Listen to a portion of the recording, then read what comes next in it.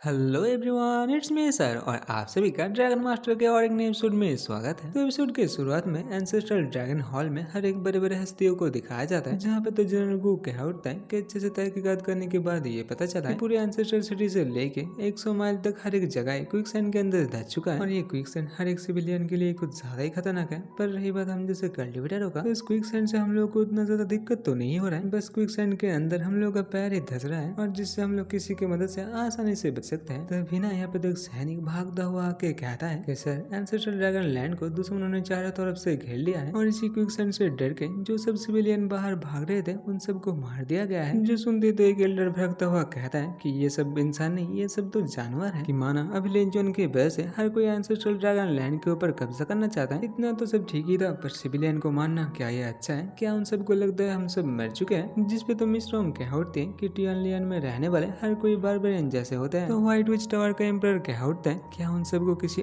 और देवता का डर नहीं है? मैं ये मान रहा हूँ कि टियानलियन के हर एक बंदे बारबेरियन है, लेकिन फिर भी इस गेम के अंदर तो किसी भी सिविलियन को मारना माना था ना। जिसपे जाओ कह उठता है कि अंकल, शायद आपको ये पता नहीं है कि टियानजू के जो सुप्रीम गॉड है यानी कि हु चाओ, वो भी ऐसा ही है, जिसके लिए तो पावर है, सब कुछ है। जो पावरफुल है वो तो जिएगा ही और जो कमजोर है उसका बात कौन ही करता है। और इसीलिए तो इस देवता को पूजने वाले इंसान और कितने ही अच्छे हो सकते हैं। तभी तो बीच में उनसे कह उठते हैं कि ये सब कुछ बाद में भी हो सकता है। सबसे पहले अभी हम लोग को ये सोचना पड़ेगा कि बाकी सारे सिविलियन को आखिर बचाया कैसे जाए। अगर हम लोग सबको एक्सट्रीम कोर्ट तक भेजना चाहते हैं तो सबसे पहले टियानलैंड वालों को बॉर्डर से हटाना पड़ेगा। जो सुनते ही तो मिजनैन कह उठते हैं कि इतना सोचने का क्या ही बात है, चलो ना चल के सब बंदों को ही मार डालते हैं। जिसपे तो जाओ कह उठते हैं कि ये काम इतना आसान भी नहीं है, क्योंकि वहाँ पे इतने ही सारे बंदे हैं कि उनको मारते मारते तो हम लोग थक जाएंगे। और इसीलिए मैं ये सोच रहा था कि उन सब के लीडर यानी कि टियानलू टेम्पल के हंसू को ही हरा देते हैं, और अगर हम लोग उसे हरा देते हैं तो बाकी सबको हराना उतना मुश्किल नहीं होगा। और ये बात सुनते ही उनसे कह उठते हैं कि मुझे तुम्हारा आइडिया ये अच्छा लगा, चलो सबसे पहले जाके लीडर को ही दबोच लेते हैं। मैं एक छोटा सा टीम भेज के बाकी सबको हंसू से अलग कर दूंगा, तुम इस मौके का फायदा उठाते हुए उसे मार डालना। और अगर टेम्पल का मेन लीडर यानी कि हंसू हार जाता है तो बाकी कोई भी रात को बाहर नहीं घूम पाएगा। और यही फिर तो इन लोगों की बातों से हम लोग को ये पता चलता है कि जाओ का ग्रैंडफादर यानी कि शॉर्ट शेप्ड माउंटेन का मास्टर जल्दी एक बहुत ही पावरफुल बंदे को जाओ की मदद के लिए भेजने वाले हैं। दूसरी ओर तो जाओ मनी मनी ये सोच रहा था कि सुप्रीम एकेडमी से आया हुआ इतना पावरफुल एक ड्रैगन, विस्टर कॉन्टिनेंट का भी पावरफुल ब्लेसिंग ड्रैगन, और उसके ऊपर से दादाजी का भेजा हुआ सिल्वर गार्डियन और मास्टर काय के रहते हुए मुझे उतना फिक्र करने का जरूरत नहीं। और इसी के साथ जाओ तो खड़ा होता हुआ कहता है कि हम सब अब इतने तो पावरफुल है ही है कि अगर अभी टियानलैंग टेम्पल से कोई पावर हाउस आके खराब हो जाता है तो उसे हम लोग आसानी से हरा पाएंगे। तभी तो जाओ इम्प्रेस से पूछ उठता है कि मैंने जो आपको हर्ब दिया था क्या उसका कुछ अच्छा असर हो रहा है? जिस पे तो इम्प्रेस का ये कहना था कि ये हर्ब कुछ ज्यादा ही अच्छे है और इसके वजह से उसके पति का हालत तभी पहले से बहुत ही अच्छा हो चुका है। और ये सुनते तो जाओ कुछ ज्यादा ही खुश हो जाता है, क्योंकि अगर पुराना एम्पर अपने पुराने पावर को दोबारा से हासिल कर लेता है तो इन टियानलॉन्ग वालों को तो हराना चुटकियों का खेल हो जाएगा। तभी तो यहाँ पे उनसे कह उठते हैं कि मैं कुछ सैनिक ले जाके हियांशु से बाकी सबको अलग कर दूंगी, तुम इसी मौके का फायदा उठाते हुए उसे मार डालना। और इसी के साथ बैटलफील्ड का सीन दिखाया जाता है, जहाँ पर तो हर तरफ आग ही आग। और इसी बैटलफील्ड के अंदर ही सॉर्डमियो माउंटेन के एक डिसेबल को दिखाया जाता है, जो तो आते जाओ से कहती है, यंग मास्टर जाओ, मैंने आपके बारे में मास्टर को अच्छे से बताया और अभी तो मास्टर के साथ साथ पूरा सॉर्डमियो माउंटेन ही आपका इस लड़ाई में साथ देने के लिए जल्दी आने वाला है। जो सुनते तो जाओ क्या होता है कि चलो ये सुन के भी अच्छा लगा, मैं अभी तुम्हारे सिस्टर को जल्दी छोड़ दूंगी, उसके बाद वो जो मर्जी कर सकती है। जिसपे वो डिसेबल कह उठते हैं कि हाँ हाँ यंग मास्टर, आप ना सच्ची में बहुत ही अच्छे हैं और इसीलिए तो आपके जैसा ही हम लोग भी इन बाहर वालों को जो सब अपने आप को डिफाइन गॉड कहते हैं सबसे लड़ने वाले हैं, क्योंकि हम सबको अच्छे से ये पता है कि अगर बचना चाहते हैं तो हम सबको एक साथ ही लड़ना पड़ेगा। और इसी के साथ टेम्पल लीडर हंसू को दिखाया जाता है, जो तो यहाँ पे बैठे बैठे सबको लड़ते हुए देख रहा था, जो तो जोर जोर से चिल्लाते हुए अपने बाकी सारे बंदों से ये कह रहा था कि अरे ऐसे देखने से क्या होगा, जाओ जाके सबको बाहर निकाल कर मार दो। तभी ना हंसू से तो कोई कहता है कि अरे इतने जोर जोर से चिल्लाते हुए हम लोगों को मारने के लिए कह रहे हो, क्या तुम्हें लगता है कि हम लोग इतने ही कमजोर हैं? जहाँ पे तो ऊपर देखने के बाद हंसुई को पता चलता है कि ये तो और कोई नहीं अजूर व्हाइट ड्रैगन का मालिक जाओ मिंगलिंग था। दूसरी ओर तो जाओ कह उठता है कि अरे देखो तो मैंने तुम्हारे बारे में पता नहीं कितना कुछ सुना है, और जिनमें से मुझे ये सुन के बहुत अच्छा लगा कि तुम लोगों का जो गॉड है वो इतना कमजोर हो चुका है कि वो तो जल्दी मरने वाला है, और इसीलिए तो जल्दी उसका जगह लेने के लिए नॉर्थ का गॉड यूनजू भी आने वाला है। और अगर ऐसा होता है तो टियानलैंग के टेम्पल वाले भी रात को बाहर नहीं निकल पाएंगे। और ये कहता हुआ तो जाओ अपने मोहन से उसके ऊपर हमला कर देता है, और जिससे बचने के लिए हियांशु यानी कि हेड प्रीस्ट अपने आसपास एक बैरियर लगाता हुआ कहता है कि क्या तुम्हें पता भी है तुम ये सब कुछ क्या कह रहे हो? अभी तो तुम ये भी कहोगे कि थोड़ी देर पहले तुम्हारी सिटी के ऊपर जिसने हमला किया वही हम लोग के गॉड है। जिसपे तो हंसता हुआ कहता है कि मैं अभी क्या ही कह सकता हूँ, एक इतना पावरफुल गॉड होके इतना गिरा हुआ काम करने का मतलब तो यही है। लिंचोन में तो कुछ जरूर ऐसा ट्रेजर है जो कि उस गॉड को या फिर तुम्हें यानी कि टियानलियन टेम्पल को चाहिए, या फिर मैं ये जो सब कुछ कह रहा हूँ ये सब कुछ भूल है, तुम लोग कमजोर हो चुका हो, इसलिए तुम्हारा गॉड अभी तुम लोगों को छोड़ के हम लोग के पास आना चाहता है। दूसरे ओर तो हेड प्रीस्ट मैंने ये सोच रहा था कि अगर मैं गलती से भी बता देता हूँ कि वो बंदा ही हम लोगों का गॉड था तो पूरा का पूरा टियानसू डिवाइन लैंड में हम लोग तो मुंह दिखाने के लायक नहीं बचेंगे। और इसी के साथ तो वो ठान लेता है कि वो कुछ करे ना करे, सबसे पहले उसे जाओ का मुंह बंद करना पड़ेगा, जिसके लिए तो वो झटपट करके अपने पास से कुछ डिवाइन बीड्स को निकालता हुआ अपने ड्रैगन को एक तड़कता भड़कता हुआ सा आर्मर पहना देता है। तभी तो अचानक से जाओ से क्या उठते हैं कि जाओ तुम्हें अच्छे से पता है कि हम लोग थोड़ी देर में पूरे का पूरा लिंचन को हरा देंगे, तो फिर तुम इन कमजोर लोगों को बचाने की कोशिश क्यों कर रहे हो? क्या तुम्हारे ऊपर कोई हीरो बनने का जादू छाया हुआ? और ये कहने के बाद ही तो वो अपने ड्रैगन की मदद से जाओ के ऊपर एक जोरदार बिजली का हमला कर देता है, पर जिससे तो भाई की बहुत ही आसानी के साथ एक आइस का शील्ड बनाते हुए बच जाता है। लेकिन तभी नया पे एंट्री होता है प्रिंस स्वान का, जो तो आते कहता है कि इससे मेरे पर छोड़ दो, मैं इस बार जाओ को मार के ही छोड़ूंगा। और ये कहते ही तो बच्चों भी जाओ को मारने के लिए झटपट करके जाओ की तरफ बढ़ जाता है। जाओ और भाई की मानो ये बच्चा कौन है जो यहाँ पे आ रहा है, जिसके ऊपर तो भाई की पहले एक लाइट बीम से हमला करता है, उसके बाद व्हाइट ड्रैगन फ्रोजन फ्लेम से उसे अच्छी तरीके से जला के छोड़ता है। जो सब कुछ देखता हुआ तो हेड ब्रीड कहता है कि तुम जैसे पहले थे अभी भी वैसे ही हो, चलो झटपट करके यहाँ से निकल जाओ। अभी ना जाओ तो यहाँ पे कह उठते हैं कि मुझे ना ये बात बहुत देर से सता रहा है कि तुम्हारे टेम्पल यानी कि टियानलियन टेम्पल का जो देवता थोड़ी देर पहले हम लोगों के ऊपर हमला किया था, उसने आखिर हम सबको मार क्यों नहीं डाला? अगर हम सब मर जाते तो तुम्हारे लिए तो ये काम एकदम आसान हो जाता। जिसपे तो हेड ब्रीड कह उठता है कि मैं नेक्स्ट गॉड बनने वाला हूँ और ये मेरा ट्रायल है। जो सुनते तो जाओ हंसता हुआ कहता है कि इसका मतलब बच्चा तुम ये मान रहे हो ना कि वो बंदा ही तुम लोगों का गॉड था? लेकिन बोलना पड़ेगा तुम लोगों का गॉड ना बहुत ही कमजोर है,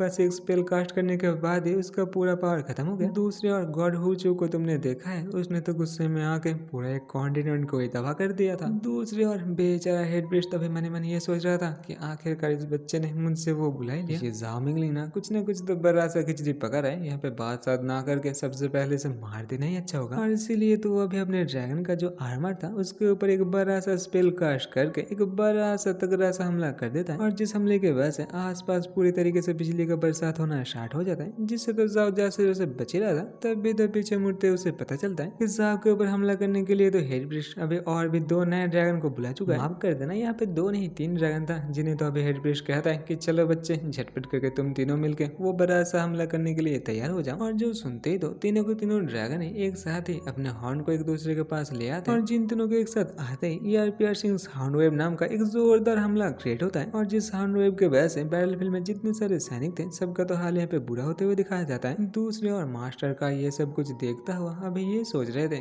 कि ये कोई आम सा हमला नहीं है, मुझे तो लगता है कि ये हमला करने के लिए वो तीनों ड्रैगन ही किसी डिवाइस का इस्तेमाल कर रहे हैं। तभी ना ऊपर से जाव आता हुआ कहता है कि अरे भैया बैंक है, थोड़ी देर इन सबको संभाल के रखो, तो मैं ना तुम्हें एक बहुत ही अच्छा सा ट्रिक दिखाने वाला हूँ। और ये कहता हुआ तो जाव अपने पास से जो टेम्पेस्ट समनिंग स्क्रोल था उसे निकालता हुआ जो रिचुअल था उसे तो यहाँ पे परफॉर्म करना स्टार्ट कर देता है। और ये सब कुछ दूर से देखता हुआ तो हेड ब्रीड समझ जाता है कि ये तो उन्हीं लोगों का टेम्पेस्ट समनिंग स्क्रोल है, पर आखिरकार ये जाव के हाथ में कैसा है? जो भी हो अभी तो झटपट करके जाव को रोकना पड़ेगा, अगर जाव ये करने में कामयाब हो जाता है तो बहुत मुसीबत हो जाएगा। इसीलिए तो अपने सब ड्रैगन को जाव को रुकाने के लिए भेज देता है। जो देखता हुआ तो जाव भी झटपट करके अपने पास से डेविल लाल को निकालता हुआ कहता है कि डेविल लाल इन सबको तुम थोड़ी देर रुको, उसके बाद देखो कितना बड़ा मजा होने वाला है। और इसी के साथ दिखाया जाता है कि जाव तो इस रिचुअल को करने में कामयाब हो जाता है, जो करने के साथ साथ ही अचानक से आसमान के ऊपर काले बादल मंडराना स्टार्ट हो जाता है, और जिस बादल को चीरता हुआ एक बड़ा सा ड्रैगन का मुंह पहले बाहर आता है, और जिस ड्रैगन के आने से नीचे तो एक जोरदार बड़ा सा टॉर्नेडो आ जाता है। पर जाओ तो इसे और भी चटपटा बनाने के लिए अपने पास से वही फ्रूट बेल को निकाल लेता है, और जिस फ्रूट का यानी कि बेल का तो काम ही यह था कि आधी तूफान और वेव को काबू करना, और इसीलिए तो इस बेल का इस्तेमाल करते ही भूटाइड पूरा का पूरा स्पेस को तोड़ता हुआ इधर आके जो बड़ा सा टॉर्नेडो था उसके साथ मिक्स होकर एक बड़े से आधी तूफान में तब्दील हो जाता है। जो देखता हुआ तो पैंक सोच रहा था कि मुझे पता नहीं था कि यंग मास्टर के पास ऐसा भी कोई मूव है, ये तो इतना ही पावरफुल है कि टेम्पल के जितने सारे पावरफुल मॉन्स्टर थे वो सब तो एक ही झटके में मर गए। दूसरी ओर ये देखता हुआ तब हेड ब्रीड भी समझ जाता है कि जाओ ना यहाँ पे टेम्पेस्ट स्क्रोल के साथ साथ किसी और भी ट्रेजर का इस्तेमाल कर रहा है, और अगर अभी ये लोग जाओ का सामना करने जाते हैं तो ये लोग तो सच्ची में हार जाएंगे। इसीलिए तो वो सब अभी झटपट करके यहाँ से दूसरे और भागना स्टार्ट कर देते हैं, और जिसे भागता हुआ देखते ही तो जाओ सबसे कहता है कि इससे हम लोग भागने नहीं दे सकते, सबसे पहले हम लोग को जाके उसी को पकड़ना पड़ेगा, जिसपे पैंकाई कहता है कि हाँ वो तो है, लेकिन वहाँ पे जाने से पहले इन सब का भी तो सामना करना पड़ेगा ना। तभी तो यहाँ पे एंट्री होती है मिस वेन की, जिसे देखते ही तो सब चौंक उठते हैं क्योंकि ये और कोई नहीं जाओ की पत्नी थी। और हाँ ये तक था, इसी के साथ ये वाला एपिसोड होता है खत्म। आशा है आप लोगों को ये वाला एपिसोड अच्छा लगे। अगर अच्छा लगे तो लाइक कमेंट और हाँ सब्सक्राइब करते हुए जाना। तो मिलते हैं और एक नए एपिसोड के साथ, तब तक के लिए